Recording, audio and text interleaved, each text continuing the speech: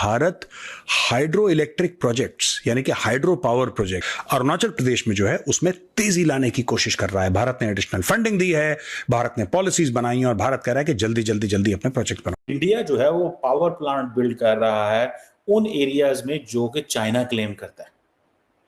अब सुनने में आया कि इंडिया तकरीबन $1 बिलियन की जो इन्वेस्टमेंट है, कंस्ट्रक्शन है बेसिकली, वो करने जा रहा है 12 हाइड्रो पावर स्टेशंस के लिए अरुणाचल प्रदेश में। पूरे भारत में जितना हाइड्रो पावर का पोटेंशियल है उसमें तकरीबन 40% सिर्फ अरुणाचल प्रदेश के अंदर।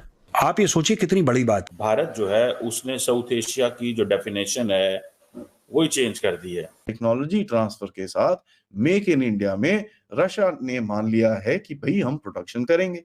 रशिया ने तो इतना मान लिया कि साहब आप सुकोई 30 को और प्रोड्यूस करिए और as a matter of fact दुनिया को बेचिए। अगले दिन बांग्लादेश की जो प्राइम मिनिस्टर आई जब स्टेट विजिट पे, तो उनको ये कहा गया कि हम स्पेस के वाले से आपकी हेल्प करेंगे।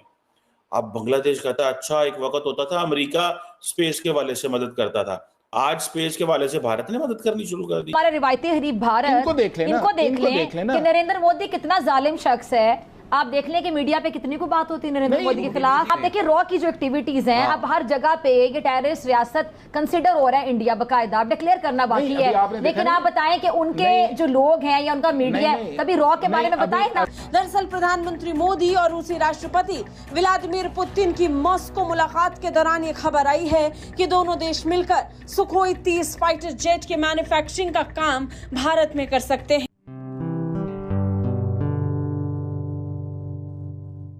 नमस्ते दोस्तों, जय हिंद। निक न्यूज़ बर्नर की रिएक्शन वीडियो में आप सभी का स्वागत है। दोस्तों, आप सभी जानते हैं भारत और चीन का अरुणाचल प्रदेश को लेकर विवाद चलता रहता है। दोस्तों, सभी जानते हैं कि अरुणाचल प्रदेश भारत का अभिन्न अंग है और भारत उसमें डेवलपमेंट करते जा रहा है और अब भारत उसमें एक बहुत बड़ा कार्य करने जा रहा है। भारत अरुणाचल प्रदेश में एक बहुत बड़ा डैम बनाने जा रहा है जिससे भारत को और अरुणाचल प्रदेश के लोगों को बहुत ही ज़्यादा फ़ायदा होगा।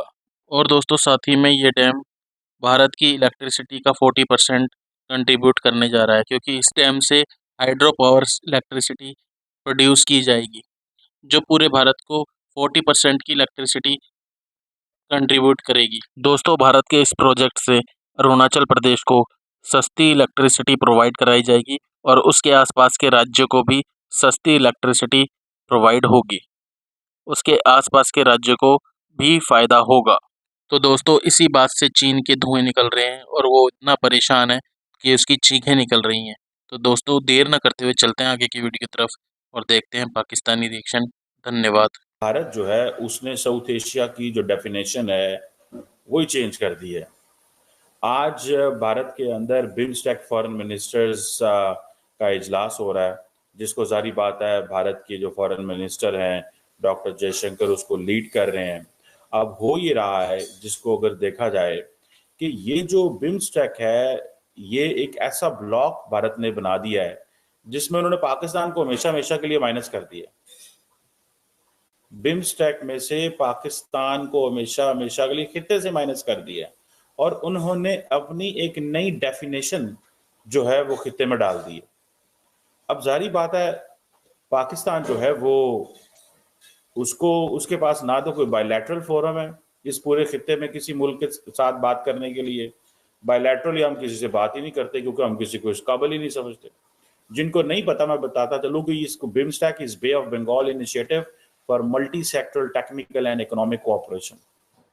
अब देखें बिम्स्टेक जो है ये एक वो कहते हैं जी तकरीबन 2 अरब लोग हैं इसमें और इसकी जो कंबाइंड जीडीपी है वो 5.2 ट्रिलियन है, जिसमें से जारी बात है तकरीबन 4 ट्रिलियन तो इंडिया अकेले की है, बाकी ममालिक की मिला के 1.2 ट्रिलियन है। और जिसमें इंपॉर्टेंट मुल्क, सबसे इंपॉर्टेंट मुल्क बांग्लादेश है, भूटान है, India, Myanmar, Nepal, Sri Lanka and Thailand है। देखें आप अगर सार्क को देखें तो आपने ऑलमोस्ट म्यांमार और थाईलैंड को ही एक्स्ट्रा ऐड किया है, बाकी तो सारे मुल्क ऑलरेडी थे वहां पे। तो इंडिया अपनी ग्रुपिंग बना रहा है और बनाने में कामयाब हो गया है।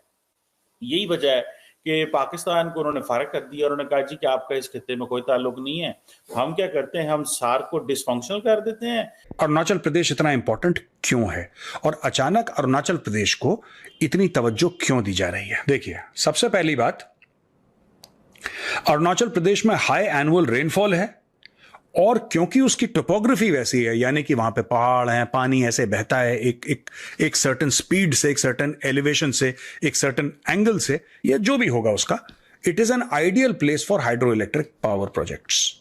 अरुणाचल प्रदेश, यह भी कहा गया है कि total hydro power potential assessed in the country, यानी कि पूरे भारत में जितना हाइड्रो पावर का पोटेंशियल है उसमें तकरीबन 40% सिर्फ अरुणाचल प्रदेश के अंदर है।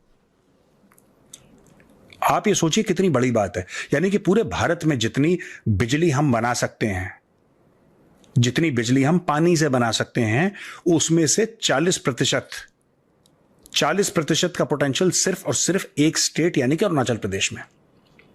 इतनी बड़ी बात। अच्छा, इसके पास जो पोटेंशियल है वो 58,000 मेगावाट्स का है।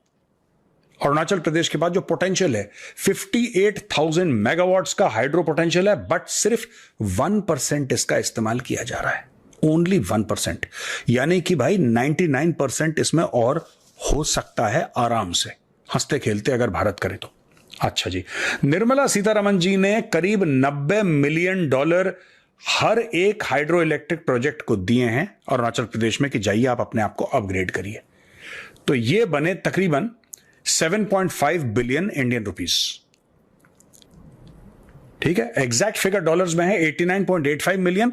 मैं राउंड ऑफ करके 90 मिलियन बोल रहा हूं आपको, राउंड ऑफ करके $90 मिलियन पर hydroelectric project Nirmala Sitharaman ji ने इनको दे दिए कि आप जाइए इनको फर्दर इनका विस्तार कीजिए। और इसमें इंडियन गवर्नमेंट पुश कर रही है क्योंकि इंडियन गवर्नमेंट को ऐसा लगता है कि जो सेक्शन ऑफ ब्रह्मपुत्र रिवर है, आप जानते हैं ब्रह्मपुत्र इतनी बड़ी नदी है Brahmaputra, known as Yarlung Tsangpo in China which flows from Tibet through Arunachal Pradesh, उसके ऊपर चीन डैम बना सकता है, ऐसा भारत को लगता है। भारत को लगता है कि ब्रह्मपुत्र नदी जहां से आती है तिब्बत के थ्रू, वहां पे चाइना अगर डैम बना दे तो इसमें क्या हो जाएगा कि या तो फ्लैश फ्लड हो सकते हैं, आपने डैम खोल दिए, बाढ़ आ गई वहां पे, या फिर आपने पानी बंद कर दिया, यहां पे सूखा आ गया। ठीक है जी, तो ये पूरी स्टोरी चल रही है आज की तारीख में। ये वाटर वॉर्स चल रहे हैं भारत और चीन के। भारत और चीन की जो लड़ाई है दोस्तों, आप ये मत सोचिएगा कि सिर्फ ठाठा वाली है, या सिर्फ जैसे हमने गलवान में देखा था वो क्लैश, सिर्फ ऐसे नहीं, इसके इकोनॉमिक्स पे भी हैं, इसके पावर पे भी हैं, इसके एनर्जी सिक्योरिटी में हर जगह भारत और चीन का टकराव आप देख रहे हैं, आपके सामने हो रहा है। लेटेस्ट वो है कि अरुणाचल प्रदेश में ये डैम क्यों बना रहे हैं, ये अपग्रेड क्यों कर रहे हैं, ये हमारा इलाका है। भारत कह रहा है तुम्हारा इलाका कैसे हो गया, ये तो भारत की संप्रभुता का एक मामला है which India takes very very seriously. तो ये सब बातें इनके ऊपर चल रही हैं। वहां पे चाइनीज फॉरेन मिनिस्टर वांग यी ने बोला है कि साहब मैं भारत के national security adviser Ajit Doval साहब के साथ काम करने के लिए इच्छुक हूं और हम अपने जितने भी मसले मसाइल हैं हम उसको सॉल्व कर सकते हैं।